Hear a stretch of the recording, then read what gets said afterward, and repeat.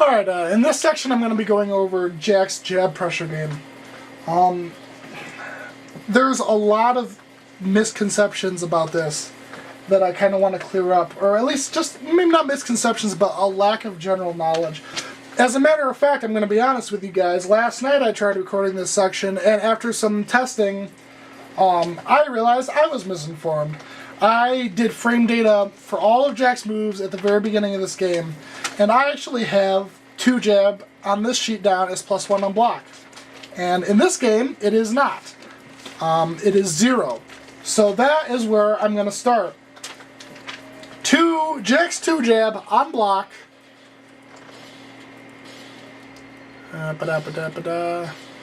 Doesn't really matter if he blocks this, but on block is 0. Completely neutral.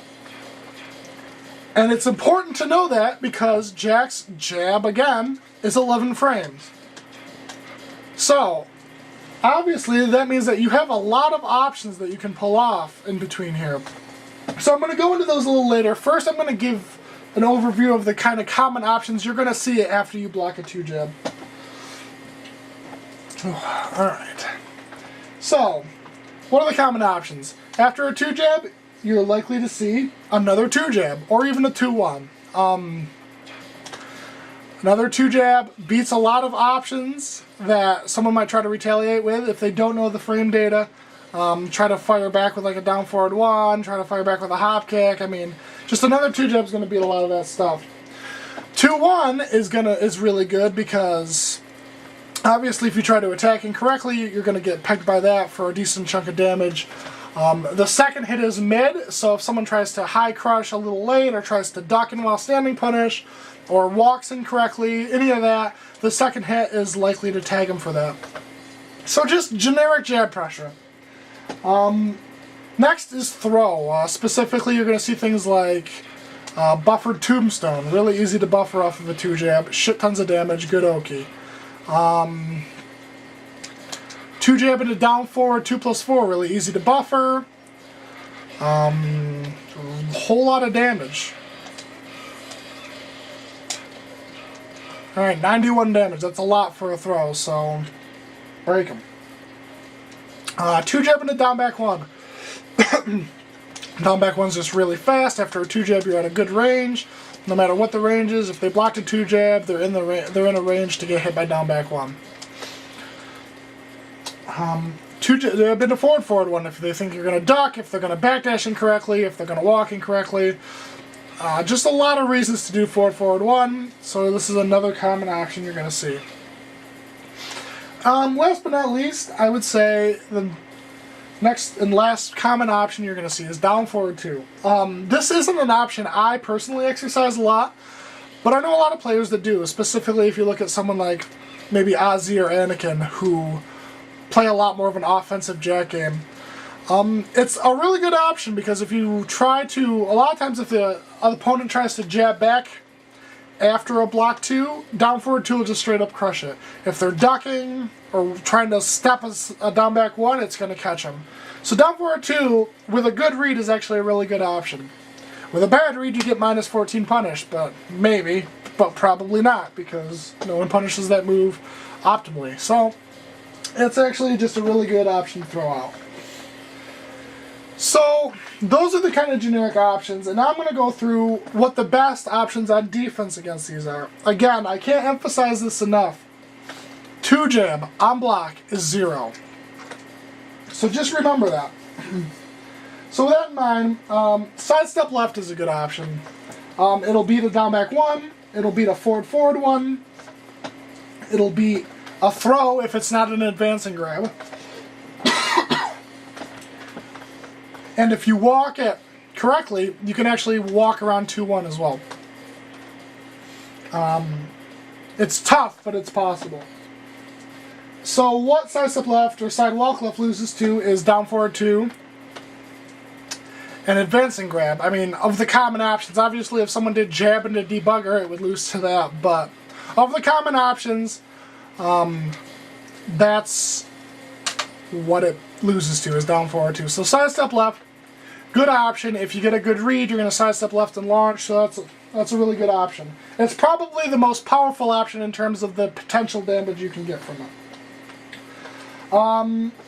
Another option is Crush. You can try to either crush the jab if you think he's going to jab more than once. After the first jab, just initially throw out a high crush. If you think he's going to do a low, you can throw out a low crush. I mean, depending on what crush you choose, depends on what it's going to lose to. Again, another good potential for damage, but it covers a lot less options and requires a little bit of a deeper read on your part. One of the better options that covers a lot of the situations is to simply jab back.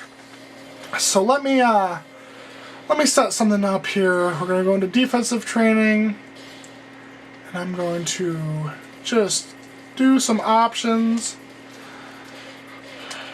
Okay. That's not what I wanted. Let's try one more time. So, jab, jab, jab into that, jab into throw. Alright. Jab into down back one, jab down back one. Jab, forward one. So that was kind of sloppy. One more time, sorry guys. Jab, forward one. Jab into that, jab into throw. Jab into down back one, and jab into forward one. I think that about covers it. So, jabbing back now.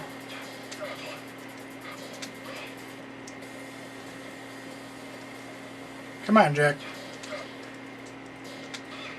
So as you can see, jabbing back with a 10-frame jab character beats all of those options. And it's all because Jack is at 0.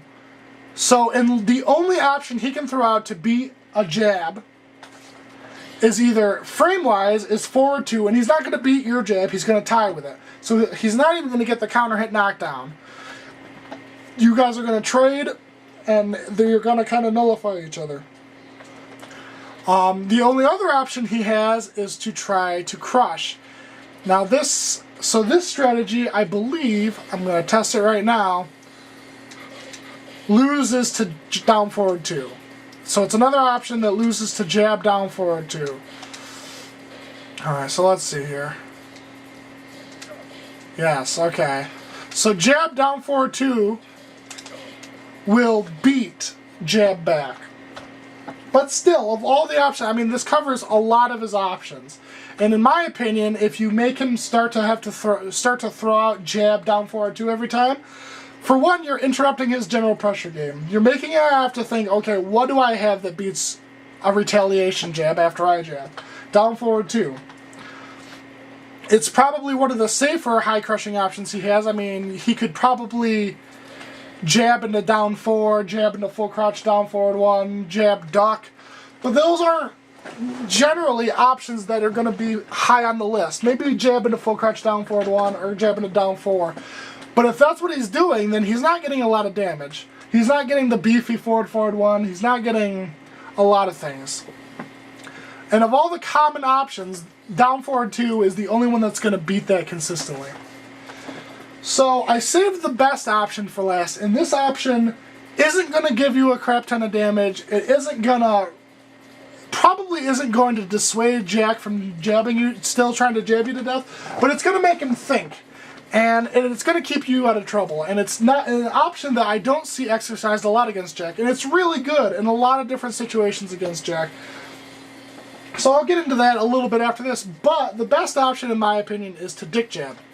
Just dick jab him after you block a 2 jab. There is not a single generic option that he has that would win here.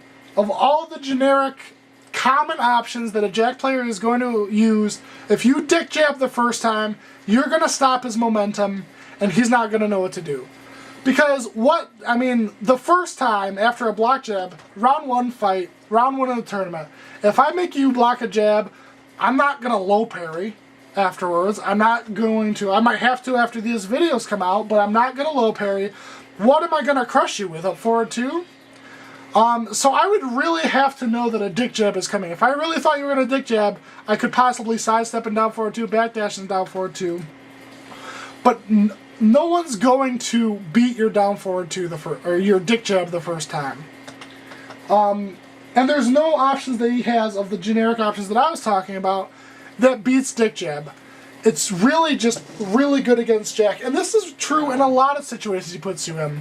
In the first video I talked about forward 3 as an Oki option in general. And it is a really, really good Oki option. But if you guess right and stand up and block it, he's at +4. And +4 is a good chunk, but it's really not a ton. And if you dick jab in that situation, what is Jack going to do? Again, the first time any Jack player, no matter how good they are, is going to think, I'm at advantage. I'm probably going to go, I know that I'm at a good amount of advantage. I'm probably going to go for something like a throw, a beefier mix-up.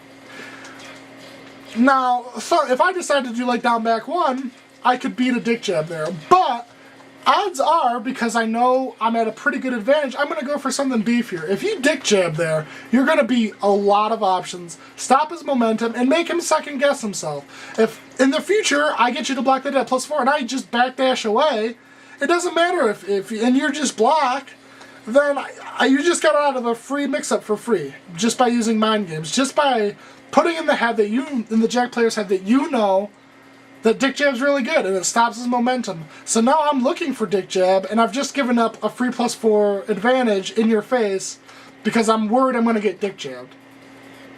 And again, what are my best crushing options? That's his best low crush option, and it's terrible. I mean, it's okay, but it's no hop kick. It's not good. So if you make a Jack player have to think in situations like that, that's how you're going to get the win. You got to take the easy mode out of Jack. Jack can be really damn easy, and I think that's the misconception people have. If someone doesn't know how to play against Jack, Jack is the easiest character in the game. I can just run up and do this, or run up and do this. I've gotten through lots of rounds of tournaments just doing that. And I mean, it's good, but it's playing on ignorance. Just stuff like that is just playing on ignorance. So now that you know, so again, let me just review. The best option, hands down, in 2 jab pressure, just to shut everything down. It's not going to give you the best damage, but dick jab in general is just really good against Jack. So if you're feeling a pressure, just dick jab. You really don't have much to lose. And if they're predicting your dick jab and backdashing and down forward 2ing or something, then you're probably fucked anyway. Sidestep left beats a lot of options, loses to down forward 2. After a jab back, again, loses to down forward 2, beats out all of his other options. Generally, beats out all of his other common options. And then take a guess and crush. Probably requires the hardest read because it doesn't cover nearly as many options, but it also is going to give you some of the biggest damage depending on your character and depending on the crush you use. So that's just kind of an overview of how to deal with Jack's jab game. Again, the major rule to remember, dick jab is really good and that his jab is 0 on block.